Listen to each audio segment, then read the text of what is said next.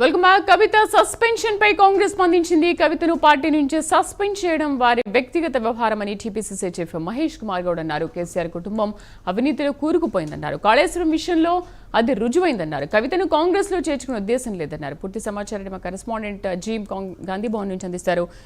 అజీం, ఏంటి ఒకవైపు దుద్దిళ్ల శ్రీధర్ బాబు కూడా అది అంతర్గత వ్యవహారమే కానీ మాకు సంబంధం లేదు అని ఒకవైపు అంటున్నారు.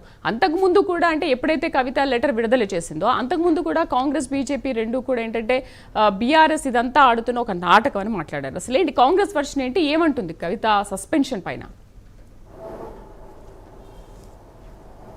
కవిత సస్పెన్పై కావచ్చు, కవిత చేసినటువంటి వ్యాఖ్యలపై కావచ్చు, కాంగ్రెస్ పార్టీ అందరూ కూడా ఏకకంఠంతో ఒకే మాట అంటున్నారు. అదంతా కూడా వారి కుటుంబానికి సంబంధించిన వ్యవహారం. కాళేశ్వరానికి సంబంధించిన ప్రాజెక్ట్ నిర్మాణంలో ఏదైతే అవినీతి జరిగిందో ఆ అవినీతి సొమ్ము పంచుకోవడానికి జరిగినటువంటి వాటాలు, అంటే వారి ఆస్తి పంపకాలు కావచ్చు, అలాగే ఈ కాళేశ్వరం ప్రాజెక్ట్ నిర్మాణ సమయంలో జరిగినటువంటి అవినీతికి సంబంధించిన డబ్బు పంచుకునేటువంటి సమయంలో కావచ్చు, ఆ పంపకాల్లో ఎక్కడో తేడా వచ్చినటువంటి సందర్భాల్లో జరుగుతున్న అంశమే కాబట్టి అది పార్టీకి సంబంధించింది, వారి పార్టీకి సంబంధించింది, వారి కుటుంబానికి సంబంధించిన ఒక అంశం. ఎందుకంటే కేసీఆర్ కుటుంబం అంతా కూడా ఒక దొంగల ముఠ.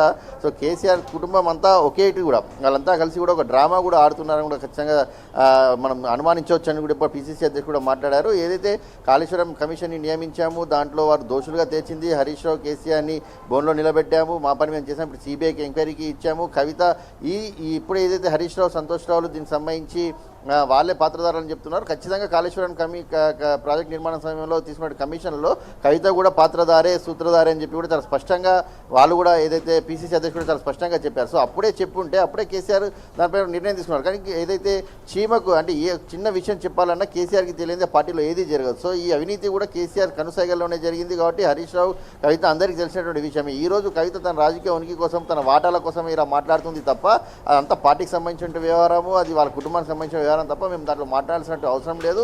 కవిత సస్పెన్షన్ అయినా సరే దానికి మాకు ఎలాంటి అవసరం లేదు. పార్టీలో ఎవరిని తీసుకోవాల్సిన అవసరం కూడా తమకు ఏదీ లేదు. తమ కవిత వెనుక కూడా ఆ పార్టీకి సంబంధించిన ఎవరు లేరు అని కూడా చాలా స్పష్టంగా కాంగ్రెస్ పార్టీకి సంబంధించిన నేతలు అయితే చెప్తున్నారు. Sridevi. Right Azeem, thank you.